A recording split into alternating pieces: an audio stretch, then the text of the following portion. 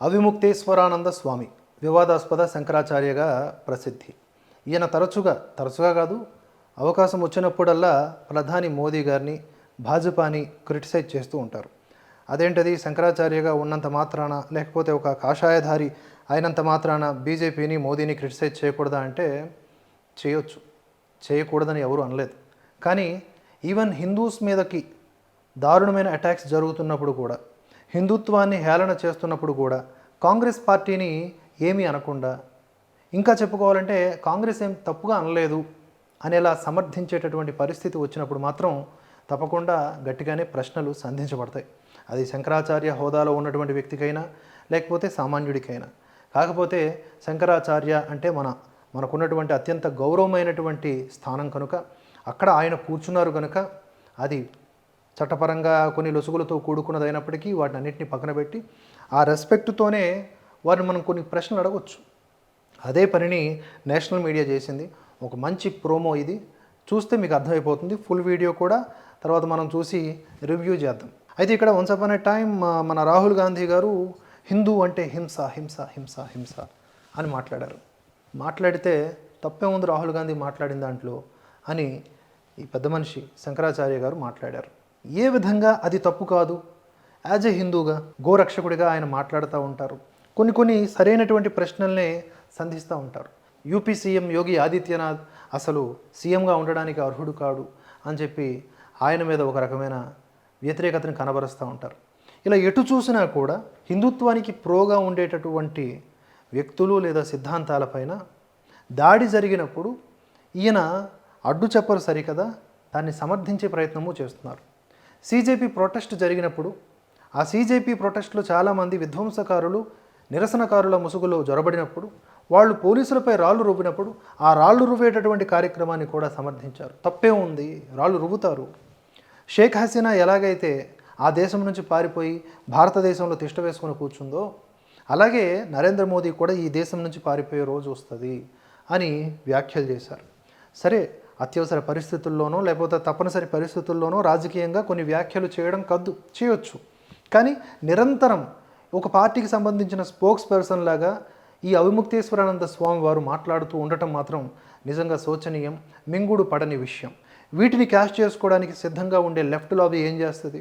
ఇదిగోండి పలానా శంకరాచార్య ఇలా మాట్లాడుతున్నారు, ఇది మోదీ అసలు రంగు, ఇది బీజేపీ అసలు రంగు, అసలు రాహుల్ గాంధీ ఎప్పుడూ కూడా హిందుత్వాన్ని అవమానపరచలేదు, హిందుత్వాన్ని రాహుల్ గాంధీ కానీ కాంగ్రెస్కి సంబంధించిన వాళ్ళు కానీ అవమానపరచట్లేదా? అందుకని చెప్పేసి చాలా వరకు ఇతని దగ్గరికి వెళ్ళి ఇంటర్వ్యూలు చేసేవాళ్ళు కొన్ని ప్రశ్నల్ని అడిగేవాళ్ళు, సూటిగానే అడిగేవాళ్ళు. కానీ చాలా సీరియస్ అవుతారు ఆయన వితిన్ మినిట్స్. నిజానికి ఆ స్థానంలో కూర్చున్న వాళ్ళకి ఉండాల్సింది మొట్టమొదటిగా స్థితప్రజ్ఞత. అన్ని సందర్భాలలో కూడా వారు ఆవేశాన్ని అణుచుకొని కోపాన్ని ప్రదర్శించకుండా చాలా ప్రేమతో మాట్లాడాలి. మరేంటో మరి అర్థం కావట్లేదు. కలియుగంలో మనకి 4 పాదాల మీద ఉండదు కదా ధర్మం అనేది, ఒక పాదం మీద నడుస్తూ ఉంటుంది అంటారు. సో మనకి అందరూ శంకరాచార్యులు ఒకేలాగా ఉండరు. సరే, అవన్నీ పక్కన పెడితే మనసుకు ఇబ్బంది కలిగినా కూడా సూటిగా ఆయన్ని ప్రశ్నించక తప్పట్లేదు. ఇక్కడ నేను అనేది ఏంటంటే, ఎందుకు ఆయన ఇంత చెంచాగిరిలాగా బిహేవ్ చేస్తున్నారు? ఒకసారి ఈ వీడియో చూద్దాం. ప్రశ్నలు అడుగుతున్నటువంటి వ్యక్తి సముచిత స్థానంలోనే కూర్చుని ఉన్నాడు. ఆయన కూడా మంచి గౌరవనీయ స్థానంలోనే కూర్చుని ఉన్నాడు. ఇక్కడ ఉన్నటువంటి సేవకుడు, ఇతడు రౌడీ కంటే దారుణంగా బిహేవ్ చేస్తూ ఉన్నాడు. ఇతను ఒక ప్రశ్నని సూటిగా అడిగేటప్పుడు సమాధానం చెప్పాల్సింది ఆయన, లేదా అభ్యంతరం వ్యక్తం చేయాల్సింది ఆయన. మధ్యలో ఉన్నటువంటి ఆకురౌడీ బిహేవియర్ ఏంటి? ఈ అరిచే విధానం ఏంటి? అసలు పీఠాలలో ఇలాంటి వాళ్ళకి ఎందుకు స్థానం ఉంటుంది? ఇలాంటి వాళ్ళకి అరుస్తూ ఉన్నాడు, దాడికి వెళ్తాడు, లైట్లు ఆపేస్తారు. అంటే ఒక పీఠం విలువ వీళ్ళందరి మీద డిపెండ్ అయి ఉంది. పరంపరాగతంగా వస్తున్నటువంటి వేలాది సంవత్సరాల చరిత్ర ఉన్నటువంటి పీఠం యొక్క గౌరవానికి వీళ్ళందరూ కూడా అక్కడ ఉన్నారు, పనిచేస్తున్నారు. ఆ గౌరవం తీసేలాగా బిహేవ్ చేస్తుంటే దీన్ని తీసుకెళ్లే లెఫ్ట్ లాబీ ఏం చేస్తుంది? ఇండియాకి అండ్ అలాగే సనాతన ధర్మానికి వ్యతిరేకంగా ప్రచారం చేయదా? ఆ మాత్రం అవగాహన లేకుండా ఈయన ఏం తింటున్నాడో మరి, ఇంత అహంకారం ఎందుకు, ఇంత పొగరెందుకు, ఇంత కోపం ఎందుకు నాకు అర్థం కావట్లేదు. దాన్ని కూడా ఆయన వారించాల.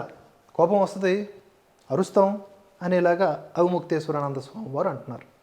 ఏంటో మరి విచిత్రం. मैं सवाल पूछ रहा हूँ भाई, मैं सवाल पूछ रहा हूँ। पत्थरबाजी सही है। एक सीमा के बाद उग्र होना ही पड़ेगा। ఒక దశలో కోపం వస్తుంది, ఉగ్ర హోనాహి పడేగా అని అంటున్నారు ఆయన. ఏంటి ఆ దశ? రాహుల్ గాంధీ గారు హిందూ ధర్మంలో శక్తి ఉంది, ఆ శక్తితో మేము ఫైట్ చేస్తున్నాము అన్నప్పుడు ఏమైంది ఆ ఉగ్రం? హిందూ అంటే హింస అన్నప్పుడు ఏమైంది ఆ ఉగ్రం? ये आप भी उग्र हो जाओगे। कहो तो अभी अभी करके दिखा दे, कैमरा चालू है। जी महाराज जी, आप बड़े हैं बिल्कुल जैसा आप पत्थरबाजी 20 दिन के बाद हुई, अगर पहले दिन होती तो हम उसको बिल्कुल गलत कहते। 20 दिन बाद सही है। 20 दिन बाद सही है, हम ये कह रहे हैं। 20 दिन बाद सही है, हम ये कह रहे हैं। पत्थर नहीं, कुछ भी चले हम सही मानेंगे। రాళ్ళు రువ్వడం అనేదే కాదు, ఏది చేసినా కూడా మేము సహీ కరెక్టే అంటాం అని చెప్తా ఉన్నారు ఆయన. హింసని ప్రేరేపించేటటువంటి ఒక నేచర్ని ఒక స్వామీజీ కనబరిస్తే, అందులో కూడా శంకరాచార్యగా పిలువబడేటటువంటి ఈ స్వామీజీ కనబరిస్తే దాన్ని ఎలా తీసుకోవాలి? ఇప్పటికీ కొంతమంది అంటారు శంకరాచార్యని మనం అనేంత పెద్ద పొజిషన్లో ఉన్నామా? అవన్నీ నాకు తెలియదబ్బా, నా పరిపక్వత, నాకున్నటువంటి విచక్షణ ఆయన్ని ప్రశ్నించేలాగే చేస్తుంది తప్ప ఆయన అన్ని అంటున్నా కూడా దాడులు జరుగుతున్న హిందుత్వం మీద ప్రతిఘటించకపోవడం సరికదా? ఎవరైతే ప్రతిఘటిస్తున్నారో వాళ్ళ మీద రాళ్ళు రువ్వేటటువంటి నేచర్ని ఈయన వత్తాసు పలుకుతూ ఉండటం నిజంగా శోచనీయమే కాదా? ఖండనీయమా కాదా? पत्थरबाजी को सही बताकर मैं माफ करिएगा, आपके ऊपर बोल रहा हूँ, आप हिंसा को बढ़ावा दे रहे हैं। సూటిగా ఒక ప్రశ్నకి మరొక ప్రశ్న రిలీజ్ అయ్యేసరికి హట్ అని చెప్పేసి ఈ ఆకురౌడి బయలుదేరిపోయాడు. అసలు మన లోకల్గా తెలిసినోడు అయి ఉంటే పేరు పెట్టి తిట్టేవాళ్ళం. ఇలాంటి బిహేవియర్ అసలు కూడా ప్రోటోకాల్ ఉంటుంది. పైన ఉన్నటువంటి శంకరాచార్య మాట్లాడుతున్నప్పుడు మూసుకొని ఉండాలి. ఎటువంటి పరిస్థితుల్లో అనవసరమైన ప్రసంగం చేయకూడదు, అధికముగా మాట్లాడకూడదు, మాట్లాడేటప్పుడు ఇలా చెయ్యి అడ్డు పెట్టుకోవాలి. ఇన్ని రకాలైన ప్రోటోకాల్స్ ఉంటాయి. ఆయన అక్కడ ఉండంగానే ఈయన హట్ అంటే ఆయన మెప్పు పొందడానికా, లేకపోతే ఎవరు అండర్లో ఎవరున్నారు నాకు అర్థం కావట్లేదు. హట్ అని చెప్పేసి బెదిరిస్తూ ఉన్నాడు. అసలు మీడియాని ఎందుకు ఆహ్వానించాలా మీరు? మీడియా అడిగే ప్రశ్నల మీద ఆగ్రహాన్ని ఎందుకు వ్యక్తం చేయాలా? దమ్ము లేనప్పుడు మీ పనులేవో మీరు చేసుకోవచ్చు కదా. శంకరాచార్య మనకి ఇచ్చినటువంటి పనులేంటో వాటిని ముందుకు తీసుకువెళ్ళొచ్చు కదా సనాతన ధర్మ రక్షణ కోసం. ठीक है, तो उनका भी तो गुस्सा हो क्या नहीं कर सकते। मैं सवाल पूछ रहा हूँ।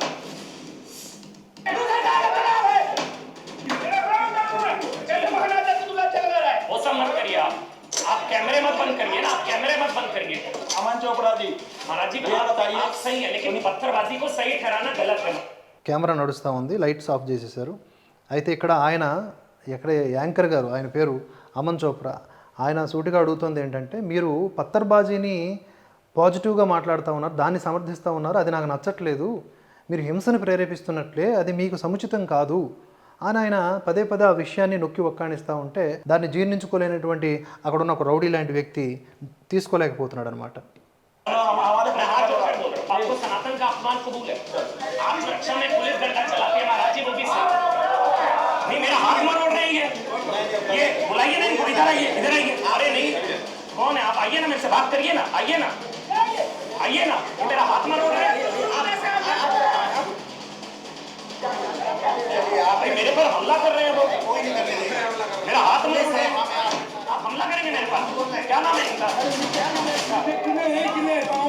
ఈ సాటర్డే టీఏపీ అనే ఛానల్లో వస్తుందంట. మొత్తానికి అవిముక్తేశ్వరానంద్ ఇంటూ మార్కు పెట్టి అవిముక్తేశ్వరుద్దీన్ అని రైట్ మార్కు పెట్టి మరి ఎక్స్పోజ్డ్ అని చెప్పి ఒక పాడ్కాస్ట్ని సిద్ధం చేశారు ఈ ఛానల్స్ వాళ్ళు. అది సంగతి. ఇంతటి గొప్ప హిందూ సేవ చేస్తున్నటువంటి ఈ వివాదాస్పద శంకరాచార్య గారికి అనేక శతకోటి నమస్కారాలు.